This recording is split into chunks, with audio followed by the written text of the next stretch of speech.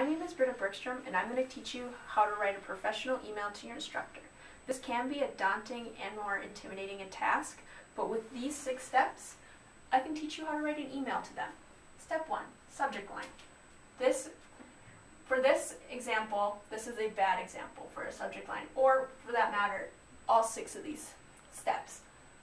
For the subject line, you do not want to have no subject. Along with that, you don't want to have something that's too general like help, or make it look too flashy on the other hand, where it looks like an ad. You want something that is relevant, concise, and clean. Step 2, salutation. There are 3 steps in the salutation part. The greeting. Some good greetings would be hello or dear so-and-so. Some bad ones are yo, sup, hey, and hi. Hey is not appropriate at this time. Proper titles. Proper titles is also an important thing because you do not want to seem disrespectful or rude to your professors. Some professors have gone for years to go to school to be in the situation that they're in, and it would be disrespectful to maybe even to call them Mr., Mrs. by their first name if they prefer to be considered doctor. It is also unprofessional and or awkward to call someone that is your professor that is not a doctor, doctor. The easiest way to avoid this is by calling them professor. This is not a professional way to address your professor. Step 3 is making sure their name is spelled correctly. I know this seems kind of silly, but it does show respect and how much you care about their class. Just take the time to look at the syllabus or look at D2L and look. Did I spell their last name correctly? Oh, I didn't. Let me fix that. Step 3, name yourself. It is important to name yourself because you are not their only student. Some professors could have to 2 to 5 classes, and some of those classes, at least at UWS, could be up to 20 people. Your professor could have over 100 students and have multiple emails a day. It is important so they know who they're talking about. Within this email, there's no indication on who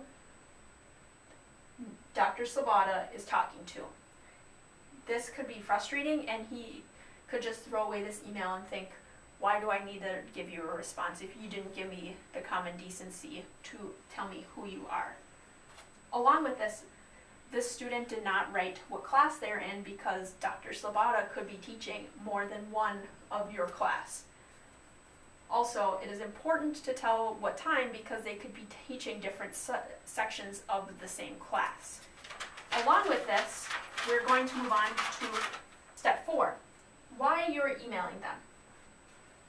One of the biggest pet peeves I know from being close with an instructor or being within the school is this is a really bad reason to be emailing them. Did I miss anything important yesterday? More or less, it's not the question, it's the word important. Because every day within an educator, it is important to be there. They put in their time and effort into organizing a lesson plan or organizing a reading to make building blocks onto the next step or the next class period. Don't ever ask this question to an instructor. If you do have a question about something that was due the next day, talk to them in person, or you can also send an email to a fellow student. It is also important to make sure you're not being too flowery or fluffy with your email. You're not trying to impress your professor at this time, you just have a question. Be as concise as possible by keeping it up to 2 to 3 sentences. If it is more than 2 to 3 sentences, I would urge you to just delete what you have and say, I would like to make an appointment with you. That way you can get face to face and have an in-depth conversation about this. I would strongly encourage this if you were having something happening within your family, such as maybe a death in the family or maybe a medical injury. With a medical injury, you could email them, but then you need to get in touch with them and talk to them about what the next step is. This is not something you ping pong back and forth with your professor. Make sure you are having the appropriate conversations with them. Step 5, the sign off. A thank you, best or sincerely is the best point, the best way to sign off an email. It is important to sign off an email because it means, unlike this, intro, it does have a body, but it does not have a conclusion. It shows that this person did not care enough to sign off, or they maybe didn't even finish the email and they accidentally sent it. This is not a complete email. It is, you need to have pride in the email you send your professor, because they're in charge of like your grade. It is important to show them that you care. And then step 6 is to check it. The most common way to check it would be to spell check it. Within this email, hey Nick. Nick is a pronoun. It should be capitalized. Did. Start of a sentence. You should be capitalized. I, not capitalized. No punctuation. This is something you could easily look just by reading it and knowing, oh hey, maybe I should capitalize these letters and add some punctuation. This is not something this is something easy. Along with that, reading it out loud would help you with knowing and making sure you wrote everything in the correct tense. Did I miss anything important yesterday? Missed is not in the correct tense. This could be an easy mistake if you're writing this really quick on your iPhone, and it could have been just fixed easily. Also, one of the most uncommon, or like something you wouldn't think to check, is D2L, notes, or syllabus.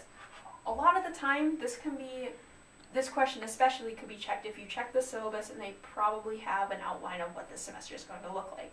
Oh, I missed this assignment. Oh, I missed that video. Then you wouldn't even have to send this email. Now, let's take a look at a good email. Subject line, missing class 1116. This is a very good subject line. It gets to the point, and it also has a date. Dates are important to have when giving an email, because sometimes your professor may be busy, may be out of town, and they don't know. This tells them what day you're missing. If you didn't have this, missing class, when are you missing class? Tomorrow, next week, next month? Just, it's ambiguous. You don't know what day it is. So leaving a date is important. Greeting. Like we stated before, hello, good greeting. Dear is also important. Professor. I know Dr. Slobodda is a doctor, but for this example, I use professor to show you that also is interchangeable and can be used. Slobodda, spelled correctly. I show him respect by showing him I can spell his name and know how to look it up. Name yourself. 3 ways of naming yourself. The 3 steps. My name is Britta Bergstrom. Check. I am in your English class, or English 369 class, that meets Monday, Wednesday, Friday from 1 to 1:50. 2 and 3, check. You have the class and the time. Dr. Slobodda will know exactly what I'm talking about and who I am. Why you're emailing them. Short and concise. I am emailing you to inform you I will not be in class tomorrow. Again, the date. Giving them context, knowing what's happening. Step 5, signing off. Thank you for understanding. Closing it up, wrapping it up, knowing that your email is just about done, and then your name. Check it.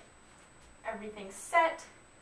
This email isn't asking what I'm doing that day, because I'm going to probably check my syllabus. It's just letting him know, hey, you know what? I understand that I'm going to be gone. I'm going to give you the common courtesy and letting you know I'm going to be gone. Some don'ts I didn't touch base on that were not given in this email were no slang. This email is supposed to be professional. It is supposed to be a concise way. Using slang is kind of a way to talk to a friend. Dr. Slobodda is not my friend. He is my professor. I don't want to disrespect him into thinking or put into an awkward situation where he thinks that I think he's my friend. Another way is emojis. Emojis is another form of communication within text. This isn't texting. This isn't to my friend, so I would not use an emoji. Text lingo is another way, such as BRB, LOL, GTG. That would not be appropriate within this email.